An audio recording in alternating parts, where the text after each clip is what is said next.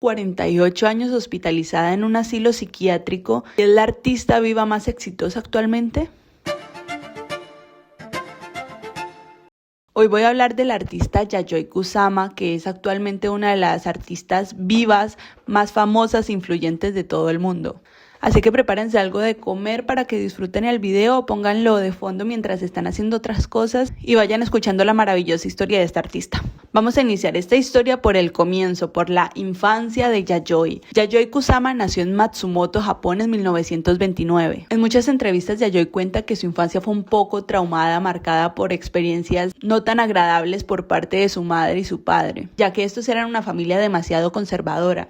Tenía una madre bastante abusiva y un padre mujeriego, donde la madre de Yayoi a veces la obligaba a espiar a su padre en medio de sus infidelidades, generando en ella una presión y dándole responsabilidades que a la edad de 10 años Yayoi no tenía que tomar. Yayoi también cuenta un poco que su madre era abusiva porque ella desde pequeña le ha gustado dibujar y pintar y su madre le rompía sus dibujos y sus cosas en ataques de ira. Todos estos factores generaron en Yayoi un trauma y todo eso también se desarrolló en un trastorno mental. Se dice que Yayoi desde sus 10 años tenía trastorno obsesivo compulsivo y que a raíz de esto ella empezó a presentar alucinaciones visuales y auditivas, las que le hacían ver puntos y hacían que las cosas se repitieran infinitamente en su campo visual. Todo esto claramente era nuevo para ella, pero en vez de darle miedo a esas alucinaciones, ella los tomó como un impulso. Todos estos puntos y colores vibrantes estaban siendo parte de su nuevo entorno y Yayoi decide controlarlos un poco a través del arte. Esto la lleva a pintar puntos y patrones compulsivamente durante todo el día. Claramente todo esto aún bajo la autoridad de sus padres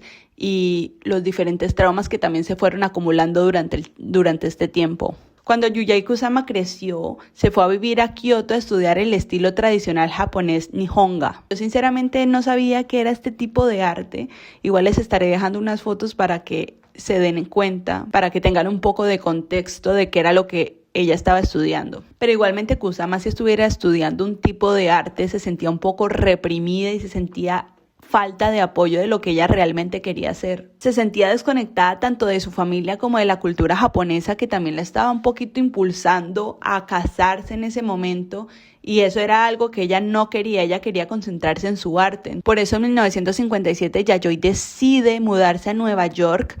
Decide emprender este viaje, primero que todo sin saber ni una palabra en inglés, sin conocer la ciudad y simplemente con una maleta llena de sueños y con la esperanza de que ella podía expresar un poco mejor su arte.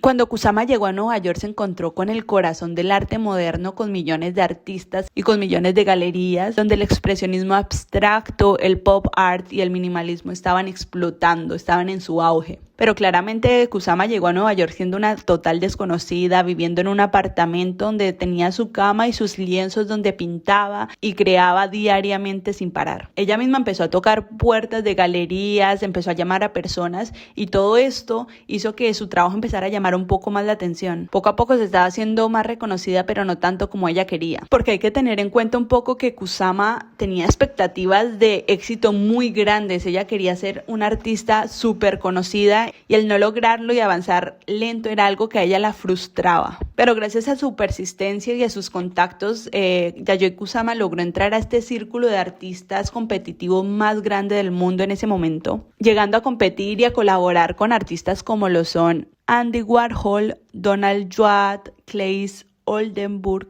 y Eva Hesse. Pronuncié esos nombres tan mal.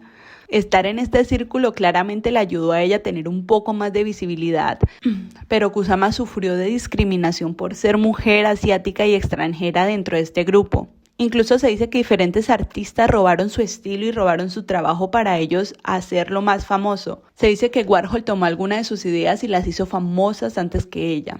Igualmente, después de todo esto, después de toda la fama conseguida, Kusama no sentía que estuviera alcanzando el éxito que ella quería. Se sentía frustrada y empezó a tener episodios de ansiedad crónica. Su salud mental cada día estaba empeorando y empeorando más. Otro punto que tener en cuenta es que Yayoi, para su familia y para su ciudad Matsumoto y para Japón en general, no era una artista bien vista. Se consideraba una artista rebelde y la cultura japonesa no estaba tan orgullosa de ella en esos momentos. En los años 60 Yayoi se convirtió en una figura bastante rebelde. Empezó a hacer performance con personas desnudas, claramente llenada con sus míticos puntos, donde hacía una protesta en ese tiempo a la guerra de Vietnam.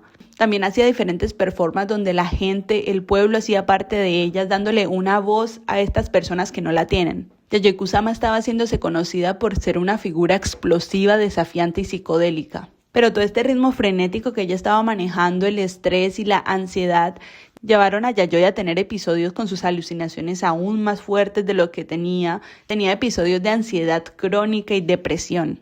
Y sin contar también que tuvo una relación amorosa donde tuvo que cuidar a su amante hasta el día de su muerte. Todos estos factores la llevaron a tomar una decisión muy importante. Después de haber vivido casi 16 años en Nueva York, Yayoi Kusama toma la decisión de mudarse nuevamente a Japón. Y no solo a mudarse y establecer su vida en Japón, sino a internarse en un hospital psiquiátrico en Tokio. Ella tenía sus traumas sin sanar, tenía esta ansiedad crónica y depresión que les conté, pero igualmente su nueva vida en el hospital psiquiátrico fue una buena herramienta para ella. Kusama convirtió el hospital en la base de su vida. Actualmente, hoy que estamos a 16 de diciembre, Kusama sigue viviendo en este hospital y tiene una rutina muy específica. Esta mujer vive, se despierta en el hospital psiquiátrico y camina unos pocos metros donde está su estudio, donde se la pasa horas y horas creando nuevos proyectos, dibujando día y noche. Es una rutina en la que va y viene entre estos dos espacios. Al día de hoy ya lleva 48 años internada, pero dentro de este hospital también ha creado unas de sus obras más importantes, como lo son las Infinity Rooms, las esculturas de las calabazas, las instalaciones gigantes, y también ha tenido colaboraciones mundiales, por ejemplo, con Louis Vuitton y con diferentes museos alrededor del mundo. Actualmente Yayoi Kusama tiene 96 años y es la artista femenina viva más importante e influyente de todo el mundo. Es símbolo de resiliencia y creatividad, una pionera que transformó sus visiones, sus obsesiones y sus traumas en arte universal. Y si algún día van a Japón, más específicamente Tokio, hay un museo que se llama Yayoi Kusama Museum, que está dedicado completamente a la obra de esta mujer, donde renuevan cada cierto tiempo las obras. Igualmente también pueden averiguar en internet porque estas obras se rotan en diferentes museos del mundo por temporadas, entonces pueden averiguar si algún día quieren ver una pintura o una obra de ella en vivo y en directo. Y ya eso es todo, ya saben un poquito más de la historia de esta artista femenina viva más exitosa del mundo. Y ya, chao, chao.